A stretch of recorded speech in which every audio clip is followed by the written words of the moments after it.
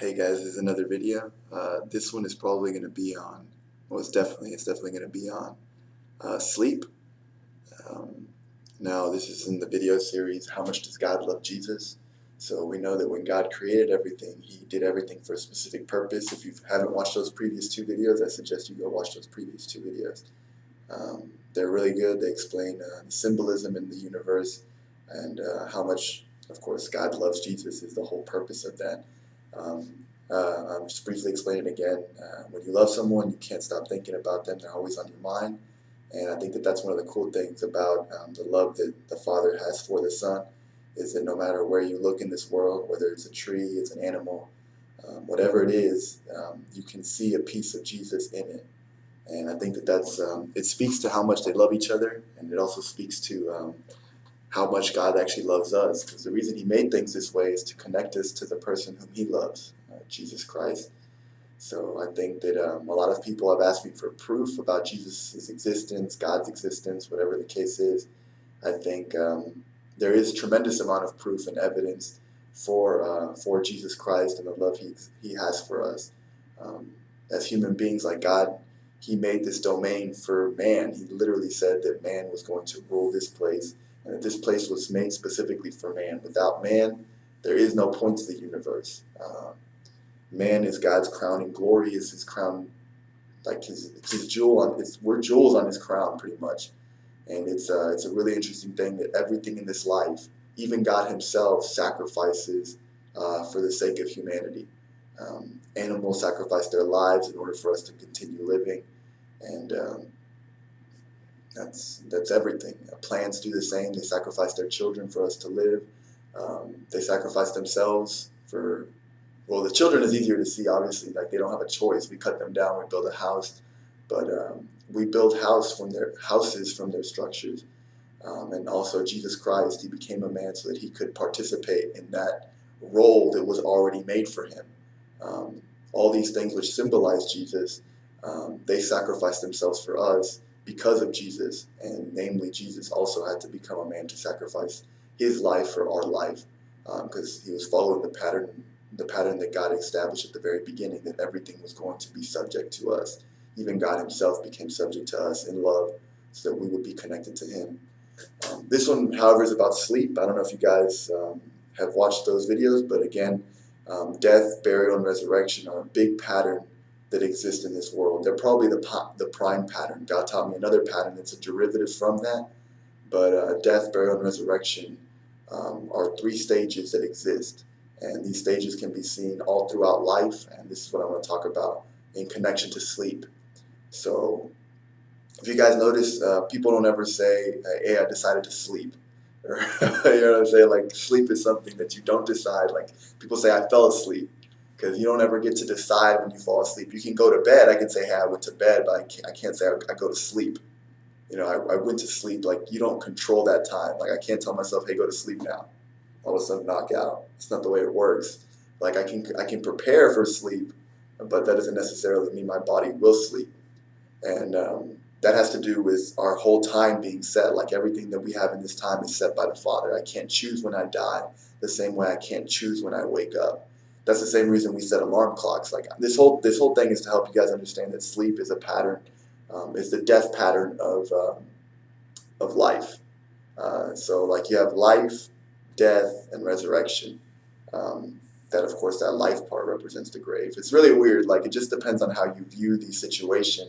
It's weird to say that life represents the grave, but once I explain the patterns, I guess, in a little more detail, you'll understand. There's a great deal of unity that happens in the grave.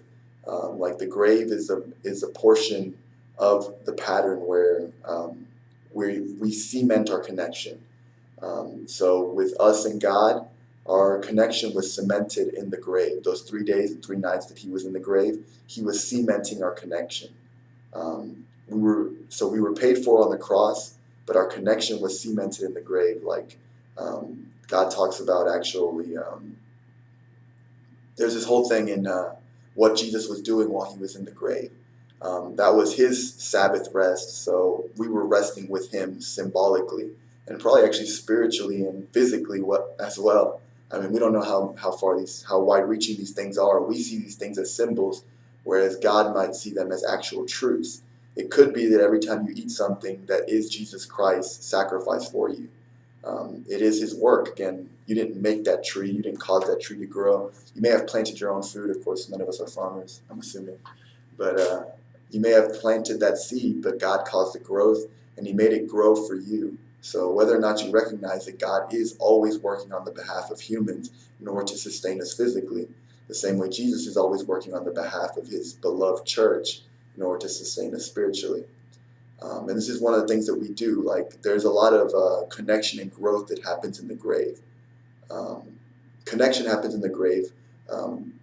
Growth or transformation happens in death. Or it begins in death and it completes in resurrection, actually. So with these things in mind, just bear in mind this is all symbolism. Like, everything is just a symbol of what Jesus Christ was to do for us. So the previous two videos, one was about eating and the other one was about breath. So we need food and water to live, and we also need air to live. Another thing that we need to live is sleep. And the reason why is because nothing in this universe exists in a complete state of glory. In other words, we're not perfect. That's the only way to explain why we need sleep.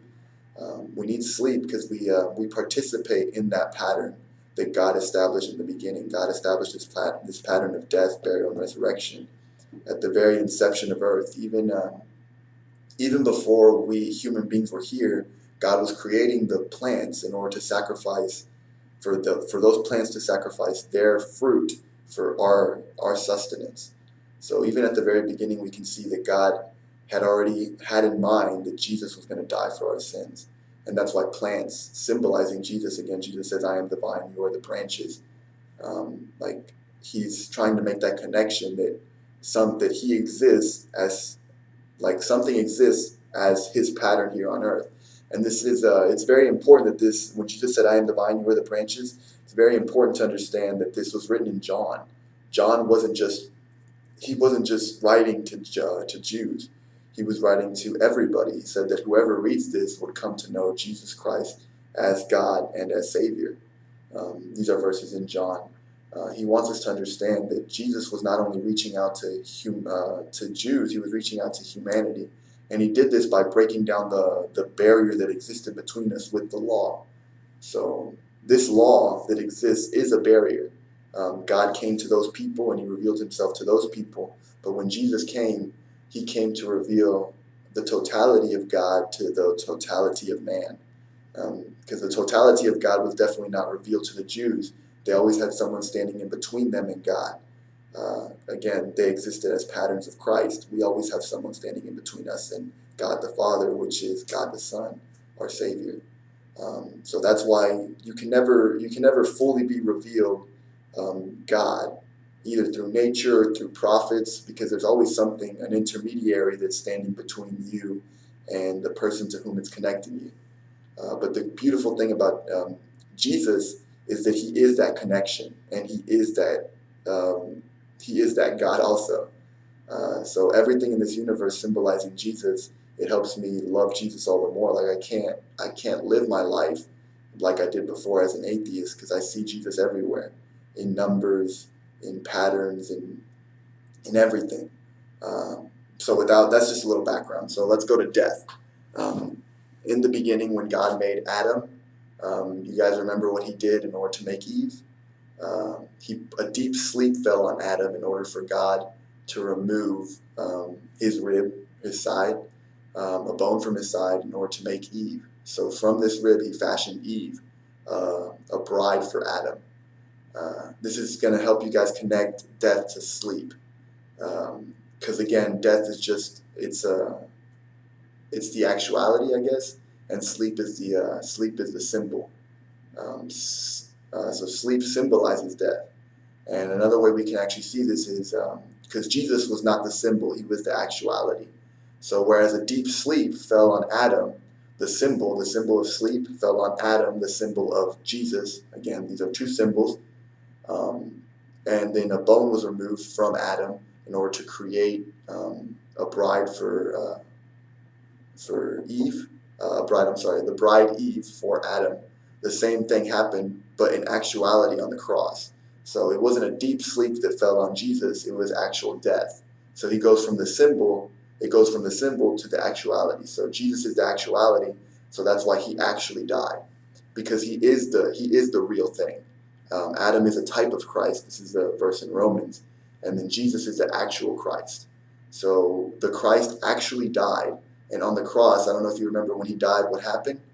Immediately afterwards, they were going to break his bones, but they were like, hey, no, let's not break his bones. I'm pretty sure he's dead. So what did they do? They stabbed him in the side.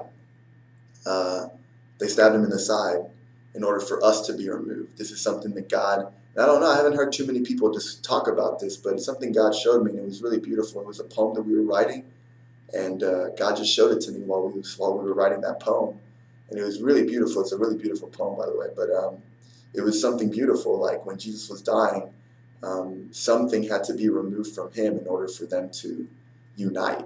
Like it's the same way with God. When God first spoke Jesus into existence, and ultimately when Jesus became a man, like that's separation that happens. But that separation happens for a specific purpose. That separation happens in order for us to eventually be united.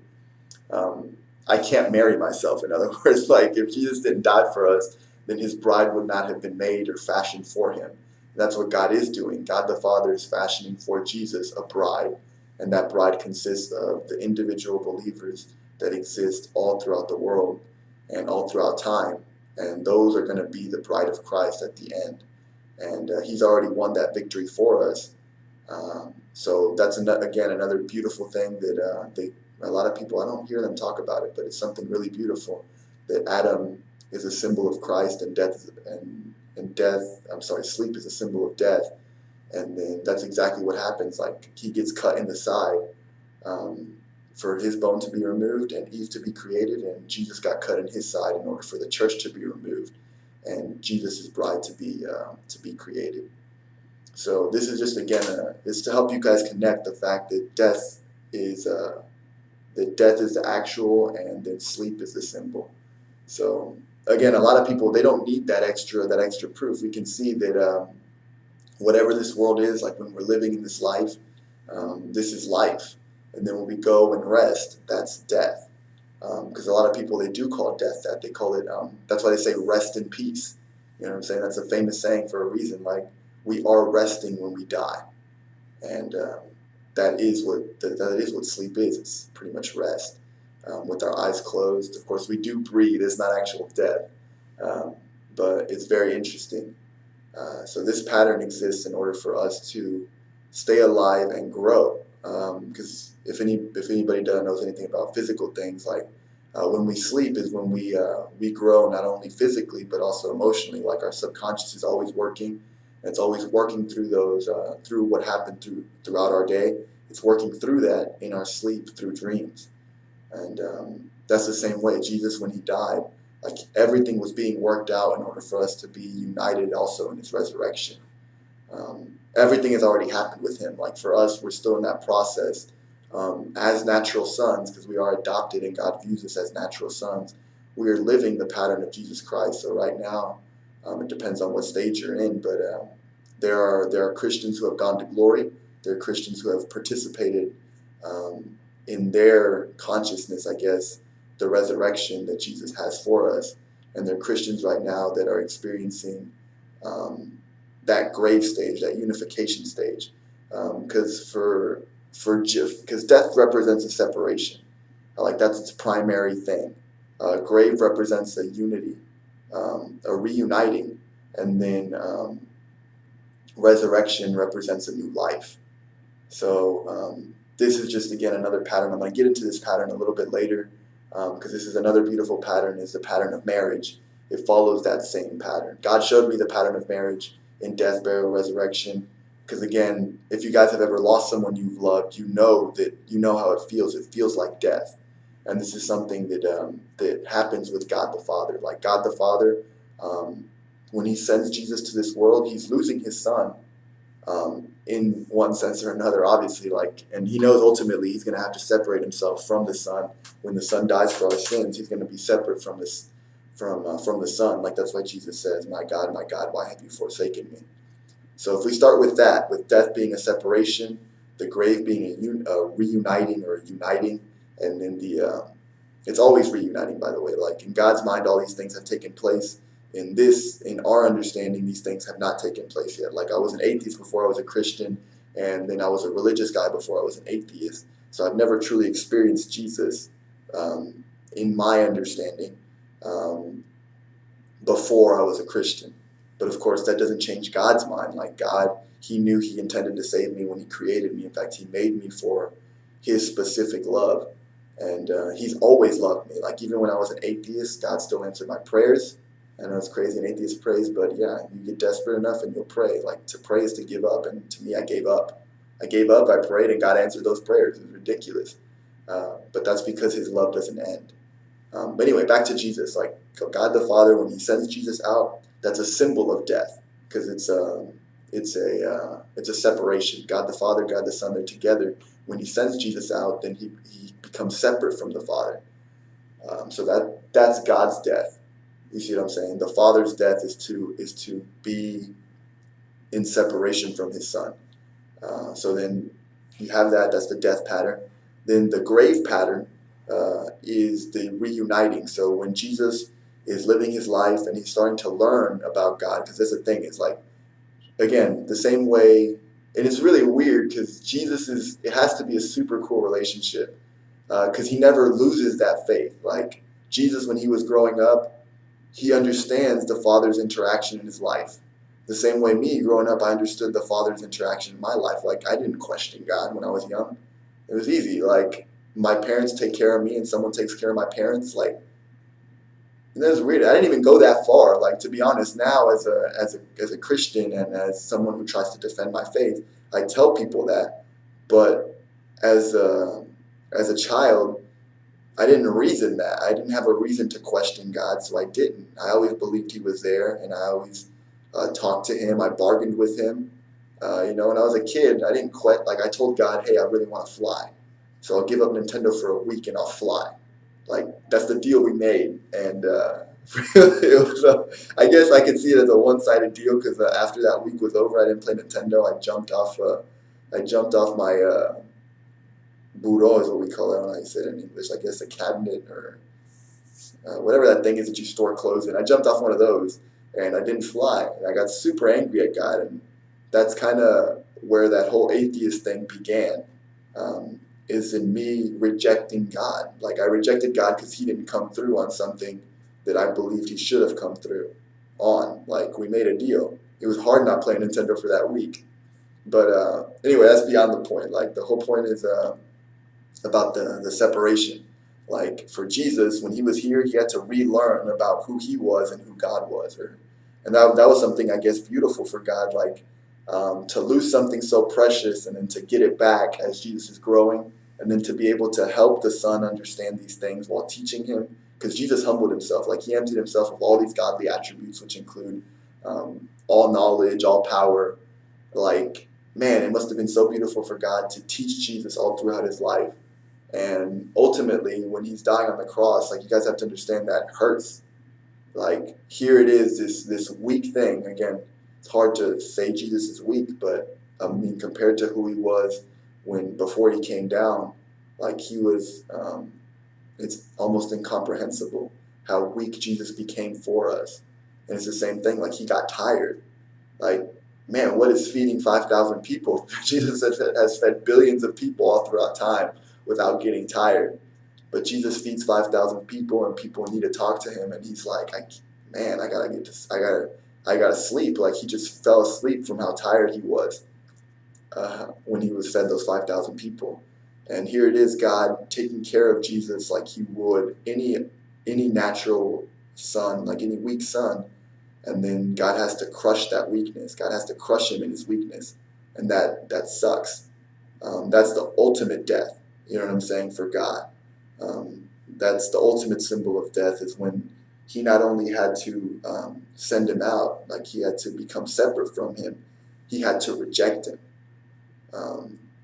And again, you guys can see this. Like if you've ever loved someone and that person has rejected you, that's the worst kind of death there is. Give me physical death over rejection from a loved one any day. Like it's easier. Anyway, that's the death pattern. So the grave pattern was when they were together. So they reunited here, just like Christ was reuniting with us in the grave. And then the resurrection is new life. Um, Again, these are convoluting patterns. Like it just depends on where convoluted patterns. It just depends on where you start that you can see this. Because even though my physical resurrection hasn't happened, my spiritual resurrection has. When I became a Christian, the Spirit came to live inside of me, and my life changed. I went from um, a dead man spiritually to an alive man spiritually. These things would have never made any sense to me. They would have fascinated me and astonished me. Like if I could go back and talk, no, I would have so rejected them. Like I remember how stubborn I was. So if I could go back and talk to my dead self, I would be like, man, this is stupid. I don't want to talk about this because it's the same thing. Every time someone tried to talk to me about Jesus, I would shut my heart out. Um, but anyway, this is just about sleep. I'm sorry, I keep getting distracted. But you guys can see that sleep represents death for us, and we have to continually participate in that pattern, at least until we go to heaven. Like I don't know if we're going to sleep in heaven. I think, I think we would. I don't know if we need to, but I mean, it would be a remembrance of Jesus being our Sabbath rest, our sleep.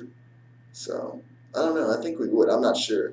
But for here on this earth, at least, we do die if we don't sleep. Like we go crazy if we don't sleep.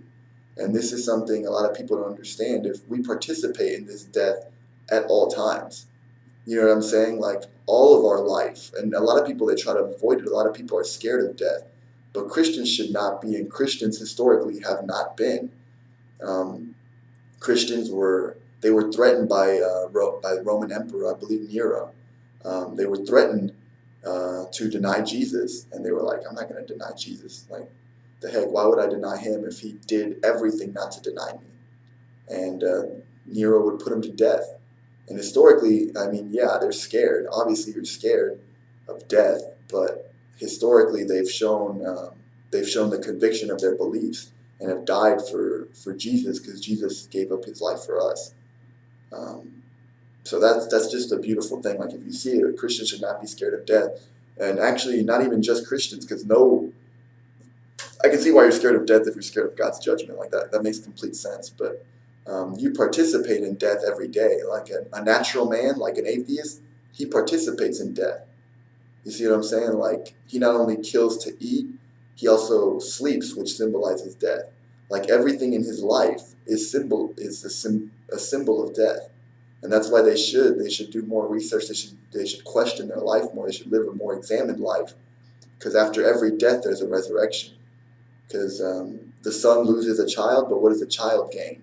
The child gains a bride, and then he brings that bride into the family. And now God loses a son, but gains that son back and gains many more sons also.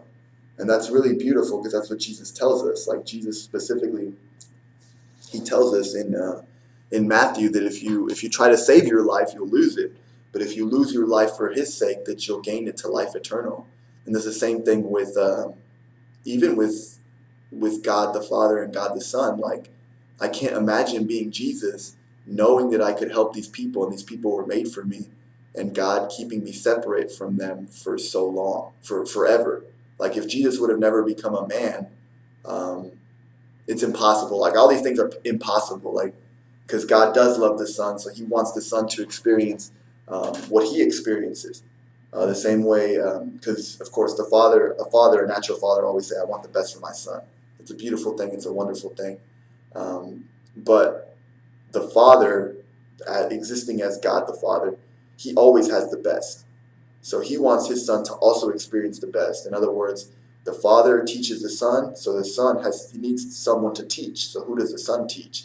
The Son teaches His bride.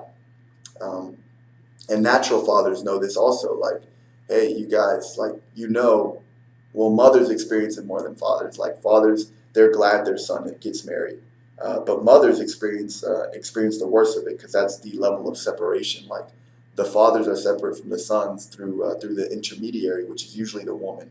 This is again, this is all symbolic. Like I understand that not everyone grows up with a father or a mother, but normally the mother is the go-between between the father. Like the father is usually hardened. He's like, hey, no, we can't do this, don't do that. And the father is normally the one that brings the discipline. And the woman is the one that, this is how it, again, I think this is how God set it up. I don't think, because again, women love it. Women, there's nothing more for a woman than for their little kid to go up to them and say, hi, I love you, mommy. For a woman, that's like, that makes their heart explode. You know what I'm saying? And it's the same way with, but with the father, like, yeah, it makes them happy, but it's never going to make them as happy as a woman because they actually experience this. Like a little kid going back to the mother and telling the mother that I love you is the same way Jesus, when he dies and he comes back from the grave and he comes and meets the father again. Like that must have been a beautiful moment for God the Father to see his son back where he belongs. And it's the same way, like a woman, when she gives birth to a child, she's leaving that child is leaving her womb.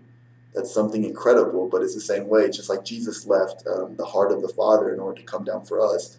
The child leaves the stomach of the woman, and when he comes back and tells her he loves her, like it's a symbol of that reuniting or that resurrection. So it's just a really interesting thing, and these things exist in nature for that specific purpose. Like you guys know that nothing is ever made for you. Like everything that a man earns is given to his wife, and his wife gives it to the children. So these are beautiful patterns that exist, and why do they exist if God doesn't have a family? Now this is specifically for you guys who believe that God is one, and I also believe God is one because in perfection there is no distinction, but they are one in purpose, but they are not one in person. They're different people. Like, am I married to God the Father, or am I married to God the Son?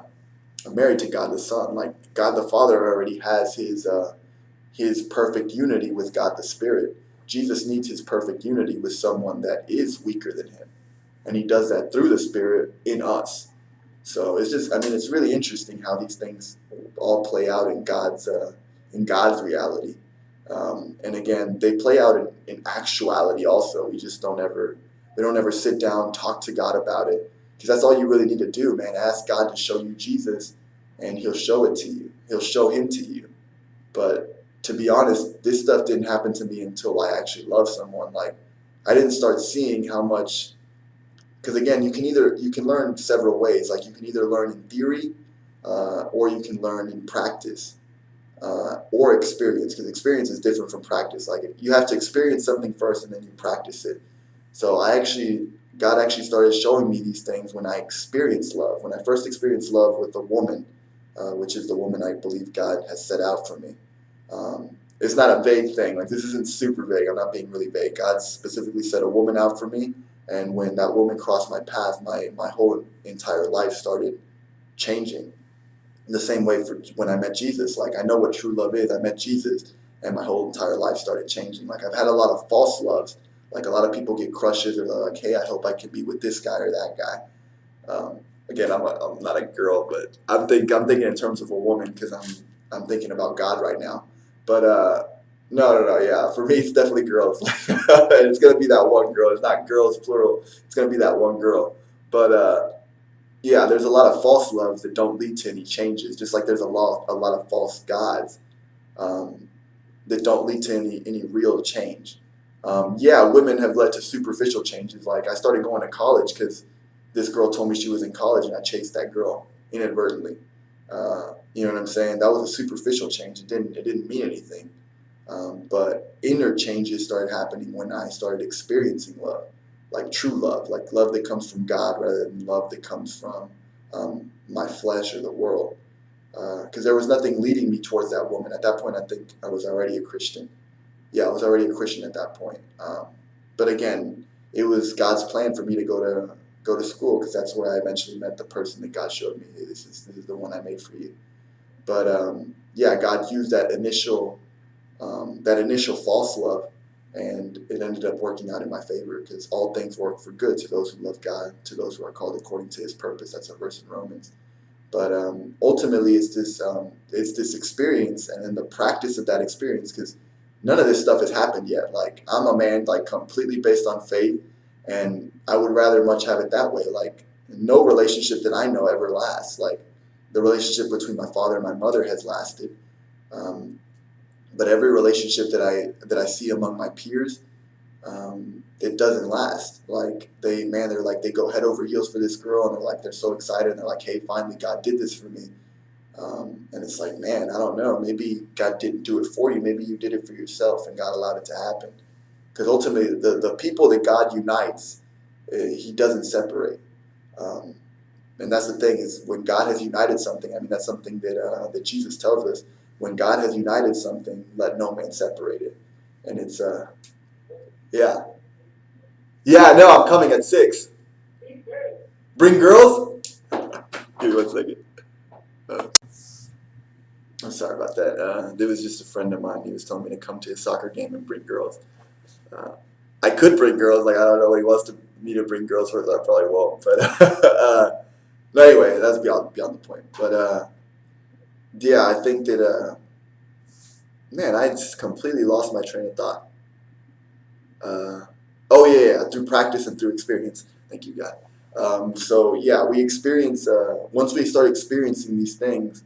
Because again, you can ask God for it, but not everything comes immediately. Like a lot of times, I do ask God for specific answers to questions, and He does give me those answers right away. But it's not as though knowing the answers, I can understand the answers. Like, yeah, I didn't understand. Like, I could say that I knew because I know based on what I've read in the Bible and based on knowing God personally, how it feels for Him to reject something He's created. Because hell does exist for God. For hell exists, like no matter what. Doesn't matter what Bible you read or whatever it is. Like, doesn't matter what you believe. Like, whatever's true is going to be true, and hell exists. But I know that it must hurt God. Like He's been there our entire lives. Like, let's say I wasn't called for salvation. Let's say God made me and He knew He was going to send me to hell. Um, so I could know that it hurts God doing that. But He does it for a specific reason. Like um, these are people that He wasn't made for. Uh, yeah, okay. Well, this is where the video is going to end. I'm sorry, I gotta take something. But yeah, just pray about it, think about it, and if you have any questions, just post them in the comment section below. Thanks.